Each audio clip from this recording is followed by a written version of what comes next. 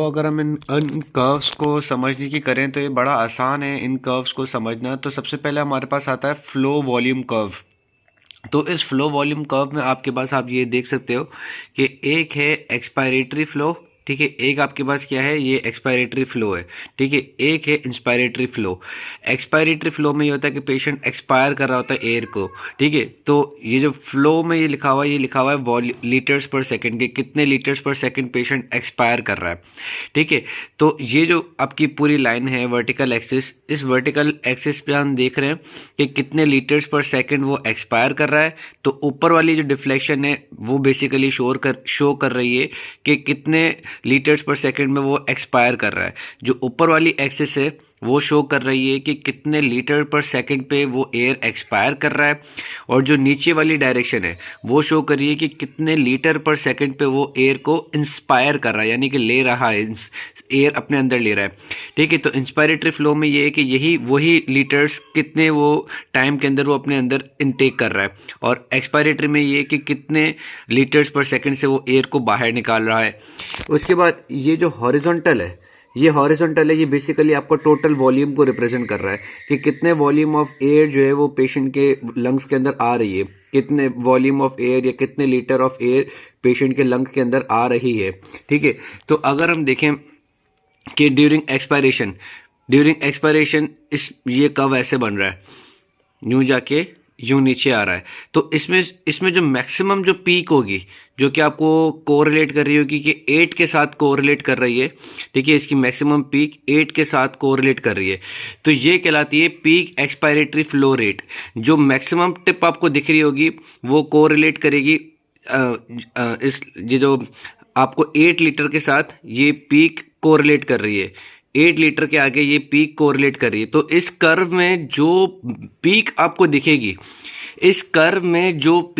दिखेगी, उसको हम कहेंगे पीक एक्सपायरेटरी फ्लो रेट, ठीक है। अब लेट सपोज करो कि अगर आपके पास एक कर्व ऐसा हो कि यहां से लेके और ऊपर तक चले जाए, ठीक है, और वो कोरिलेट कर रहा हो विद द 9 लीटर्स के साथ, तो आप उस बोलोगे कि 9 litre was the peak expiratory flow rate. Peak expiratory flow rate कहते हैं कि वो पॉइंट इन एक्सपायरेशन जिसमें मैक्सिमम एयर जो है वो बाहर गई हो। पीक एक्सपायरेटरी फ्लो रेट किसे कहते हैं, वो पॉइंट इन एक्सपायरेशन जिसमें मैक्सिमम एयर बाहर जा रही हो, या मैक्सिमम अमाउंट ऑफ एयर जो है वो बाहर जा रही हो, that is the peak expiratory flow rate. Peak expiratory flow rate क्या है? It is the rate at which the maximum amount of air is exhaling. Peak expiratory flow rate क्या है? It is the rate at which the maximum amount of air is going out.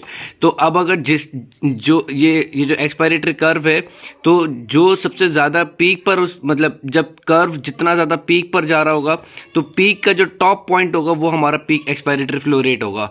तो इस curve का जो भी top point, अगर ये तो इसमें 8 पे कोरिलेट कर रहा है, अगर यही जो पीक है वो हमारी 9 से कोरिलेट कर रही होती, तो 9 जो होता वो हमारा पीक एक्सपायरेटरी फ्लो रेट बनता। अगर ये कर्व और ऊपर होता और उसकी पीक जो है वो हमारे पास 10 लीटर से कोरिलेट कर रही होती, तो वो हमारा 10 लीटर जो है पीक एक्सपायरेटरी फ्लो रेट बनता, ठीक है।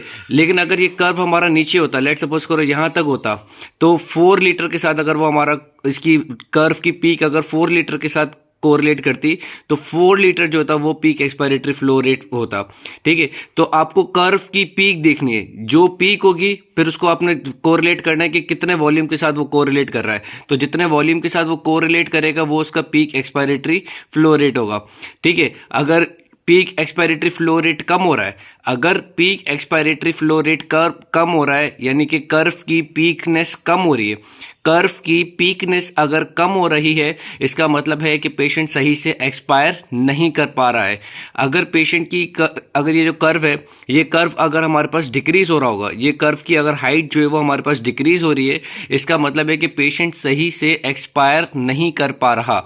अगर ये कर्व हमारा डिक्रीज हो रहा है, इसकी लेंथ हमारे पास डिक्रीज हो रही है, और पीकनेस जो है पीक जो है कर्व की वो डिक्रीज हो रही है, इसका मतलब है कि पेशेंट सही से एक्सपायर नहीं कर पा रहा।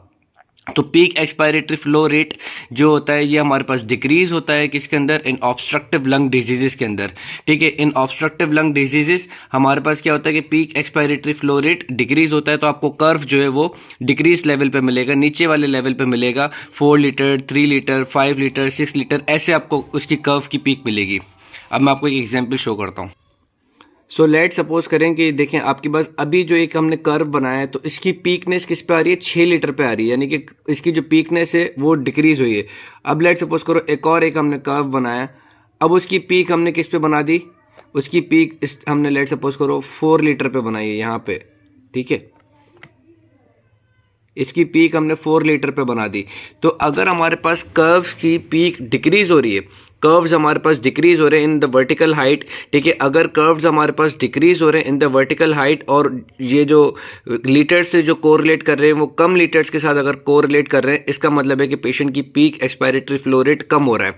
ठीक है, पहले हमने कितना देखा था, 8 लीटर के ऊपर देखा था कि पेशेंट का पीक एक्सपायरेटरी फ्लो रेट किससे कोरिलेट कर रहा था, 8 लीटर से। उसके बाद फिर 6 लीटर से कोरिलेट किया, फिर लेट सपोज करो 5 लीटर से किया, फिर 4 लीटर से किया। इसका मतलब ये कि पेशेंट का पीक एक्सपायरेटरी फ्लो रेट कम हो रहा है। और अगर पेशेंट का पीक एक्सपायरेटरी फ्लो रेट कम हो रहा है, इसका मतलब ये कि पेशेंट सही से एक्सपायर नहीं कर पा रहा, पेशेंट के अंदर ब्रोंकियल कंस्ट्रिक्शन है, ब्रोंकियल स्पाज्म है, स्मूथ मसल स्पाज्म है।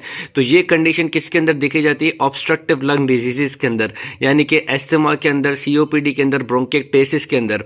तो एस्थमा, सीओपीडी, ब्रोंकिएक्टेसिस, इनके अंदर पीक एक्सपायरेटरी फ्लो रेट आपके पास क्या आएगा, कम आएगा।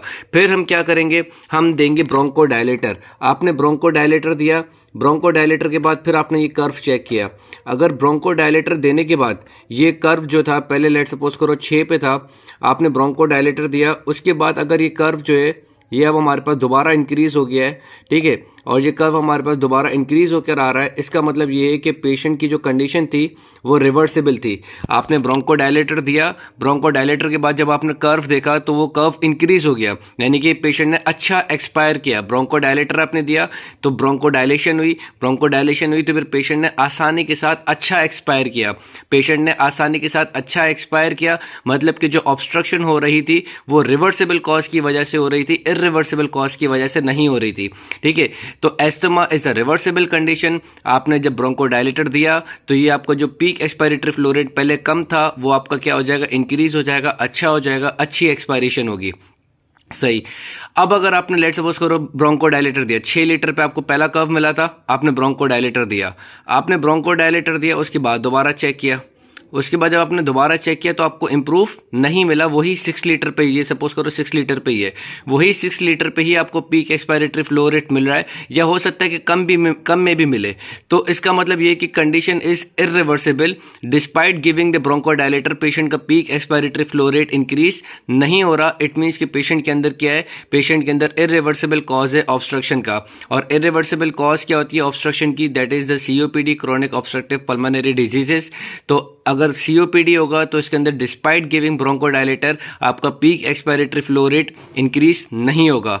ठीक है, इन सीओपीडी या आपके पास ब्रोंकाइटिस या जो आपकी वो है emphysema, these are the irreversible conditions. तो अगर आप ब्रोंकोडायलेटर दे भी दो तो भी आपकी जो एक्सपायरेशन करने की ताकत जो है उसमें इतना खासा कोई फर्क नहीं आएगा। और जब आपने उस फर्क को चेक करने के लिए पीक एक्सपायरेटरी फ्लो रेट करवाया तो कर्व जो था, जो पहले कर्व आ रहा था वो वैसा का वैसा ही कर्व रहा, कर्व के अंदर कोई चेंजेस नहीं आई। इसका मतलब है कि पेशेंट के अंदर bronchospasm was irreversible, despite giving bronchodilators no improvement has been seen. तो पता पड़ जाएगा कि ऑब्स्ट्रक्टिव तो है, आपने peak expiratory flow rate decrease हो रहा है, ऑब्स्ट्रक्टिव डिजीज है। आपको देखना है कि आइदर इट इज रिवर्सिबल या इरिवर्सिबल। रिवर्सिबल है, आपने ब्रोंकोडायलेटर दिया, देखा कर्व इंक्रीज हो गया, इट मीन्स रिवर्सिबल कॉज था, एस्थमा था।